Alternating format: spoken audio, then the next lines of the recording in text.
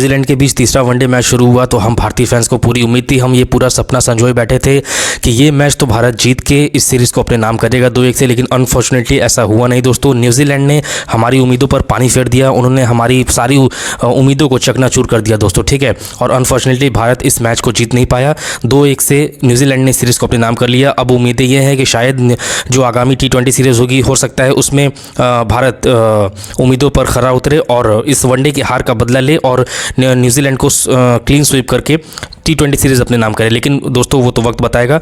आज इस वीडियो में कवर करने वाला हूं कि गौतम गंभीर की कोचिंग को लेकर अब दोस्तों सवाल उठने लगे हैं। जी हाँ दोस्तों, घर में लगातार पिछले कुछ मैचेस हम हारते जा रहे हैं, सीरीज़ हार रहे हैं, जिसकी वजह से अब कहीं ना कहीं गौतम गंभीर की जो कोचिंग है वो अब सवालिया घेरे में आ गई है, ठीक है। उनके कोचिंग पर अब कहीं ना कहीं दोस्तों सवाल उठने शुरू हो गए हैं।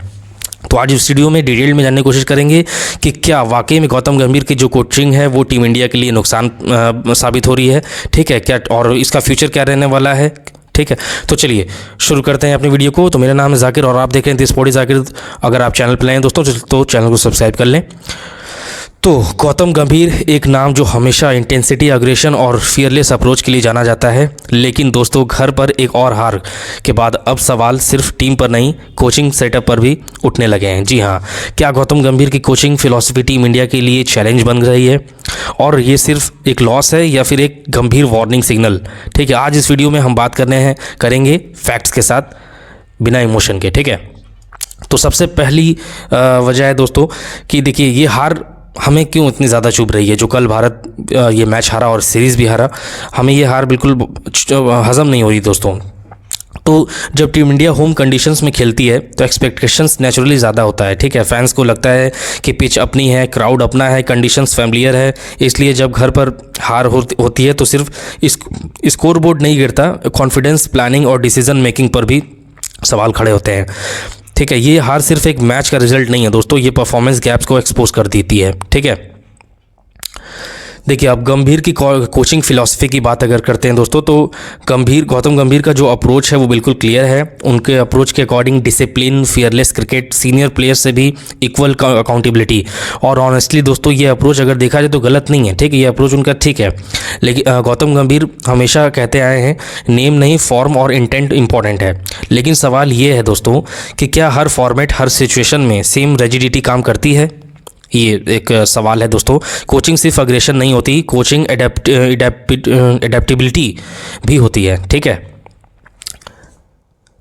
अब देखिए एक और पॉइंट है दोस्तों कि टैक्टिकल इश्यूज फील्ड और डगआउट दोनों में देखने को मिल रहे हैं, ठीक है। इस मैच में कुछ चीज़ें क्लियरली नोटिस हुई, जैसे मिडिल ओवर्स में कंट्रोल की कमी, बॉलिंग चेंजेस थोड़े प्रिडिक्टेबल, ठीक है, बैटिंग में पेशेंस का लैक, ठीक है। हमने कल देखा कि हमारा जो टॉप ऑर्डर्स था वो कोलैप्स कर गया, ठीक है, जिसके बाद जो मिडिल ऑर्डर्स है वो भी संभाल नहीं पाया मैच को और फाइनली हमने ये मैच गंवा दिया। ये प्रॉब्लम सिर्फ प्लेयर्स की नहीं होती, ये टीम स्ट्रेटजी से जुड़ी हुई होती है दोस्तों, ठीक है। कोच डायरेक्टली ग्राउंड पर नहीं खेलता लेकिन प्लानिंग वहीं से आती है, ठीक है।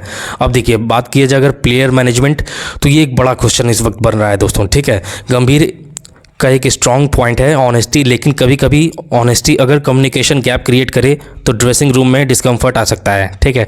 क्या हर प्लेयर गंभीर के डायरेक्ट स्टाइल के साथ कंफर्टेबल है, ये एक सवाल है दोस्तों। क्या यंगस्टर्स को क्लैरिटी मिल रही है और क्या सीनियर्स को ट्रस्ट फील हो रहा है। ये सवाल पब्लिक में कम पूछे जाते हैं दोस्तों, लेकिन टीम इन्वायरमेंट में बहुत मैटर करते हैं, ठीक है। अब देखिए सबसे बड़ा सवाल उठता है, क्या ये गंभीर संकट है, यानी कि क्या गौतम गंभीर भारत के लिए आने वाले कुछ समय में और ज़्यादा गंभीर हो सकते हैं, यानी कि उनकी कोचिंग से क्या भारतीय टीम को और नुकसान होने वाला है, ठीक है। अब यहाँ एक बात क्लियर करना ज़रूरी है दोस्तों कि एक या दो हार से कोई कोच फेल नहीं हो जाता, लेकिन जब सेम मिस्टेक रिपीट होने लगे, टीम कंफ्यूज दिखे, एग्जीक्यूशन में क्लैरिटी ना हो, तब ये अर्ली वार्निंग साइन ज़रूर होती है, ठीक है। तो दोस्तों एक बात ये ज़रूर है कि ये क्राइसिस नहीं है, लेकिन क्राइसिस बन सकता है अगर करेक्शन नहीं हुआ तो, ठीक है। अब देखिए एक सवाल ये उठता है कि क्या आप बदलाव ज़रूरी है, ठीक है, और आगे क्या हमें बदलाव देखने को मिलेंगे। तो मुझे लगता है दोस्तों मेरे हिसाब से बदलाव होने चाहिए, ठीक है। टीम इंडिया को अब चाहिए कि वो flexible strategies, situation based selection, clear role definition, coach और कैप्टन के बीच एक अच्छा तालमेल बैठाया जाए, ठीक है। गौतम गंभीर के पास एक्सपीरियंस की कमी नहीं है दोस्तों, he have lots of experience as we already know. Pressure handle करने का टेम्परामेंट भी उनके पास अच्छा है, लेकिन अब उन्हें अपनी अप्रोच को थोड़ा इवॉल्व करना होगा, ठीक है। तो दोस्तों घर पर हुई ये हार सिर्फ एक रिजल्ट नहीं थी, ये एक रिमाइंडर थी कि मॉडर्न क्रिकेट सिर्फ अग्रेशन से नहीं जीता जाता। गौतम गंभीर एक स्ट्रॉन्ग पर्सनैलिटी हैं, ये हमें बताने की ज़रूरत नहीं है, लेकिन सक्सेसफुल कोच वही होता है जो टाइम के साथ खुद को भी अपग्रेड करे दोस्तों, ठीक है।